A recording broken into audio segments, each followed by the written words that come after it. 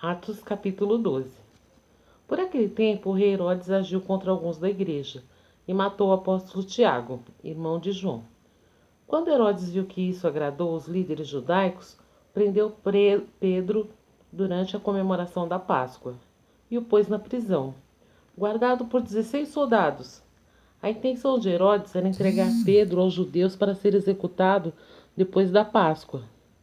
Porém, durante todo o tempo em que ele estava na prisão, a igreja fazia a Deus uma fervorosa oração pela segurança dele.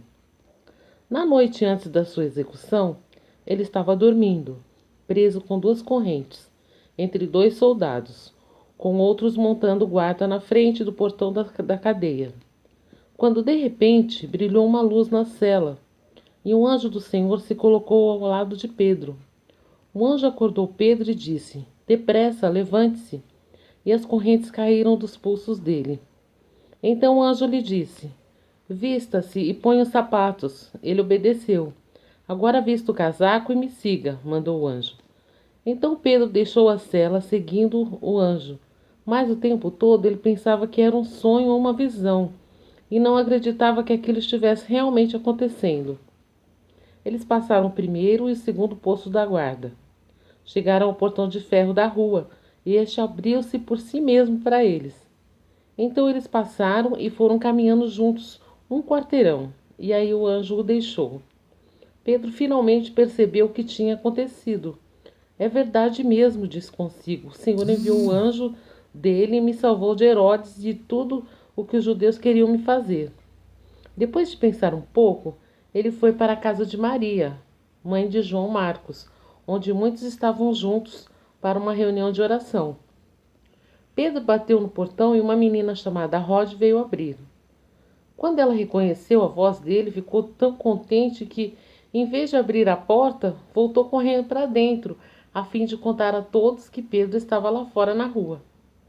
Eles não acreditaram nela. "Você está fora do juízo," disseram. Quando ela insistiu, eles pensaram: "Deve ser um anjo dele." Enquanto isso, Pedro continuava batendo. Quando finalmente foram e abriram a porta, a surpresa foi enorme. Ele fez um sinal para que ficassem quietos e contou o que tinha acontecido e como o Senhor o havia tirado da prisão. "Contem a Tiago e aos outros o que aconteceu," disse ele, e partiu para lugares mais seguros. Ao amanhecer, a prisão estava em grande alvoroço. "O que aconteceu com Pedro?" Quando Herodes mandou buscar o preso e soube que ele não estava lá, prendeu os 16 guardas que foram julgados por uma corte marcial e condenados à morte. Depois disso, partiu e foi morar algum tempo em Cesareia. Enquanto Herodes estava lá, chegou uma delegação de Tiro, Sidom para falar com ele.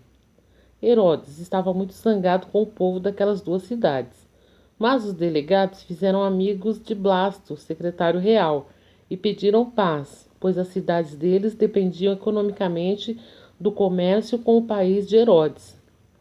Herodes concedeu uma entrevista, e quando chegou o dia, pôs as vestes reais, sentou-se no trono e fez um discurso para eles. Ao terminar, o povo fez uma grande aclamação a ele, gritando: "É a voz de um Deus e não de um homem." No mesmo instante, um anjo do Senhor feriu Herodes com uma doença, de modo que ele ficou cheio de bichos e morreu, porque aceitou a adoração do povo em lugar de dar glória a Deus. A boa nova de Deus estava se espalhando rapidamente e havia muitos novos crentes. Barnabé e Saulo, por esse tempo, visitaram Jerusalém e, logo que terminaram sua missão, voltaram a Antioquia, levando João Marcos com eles.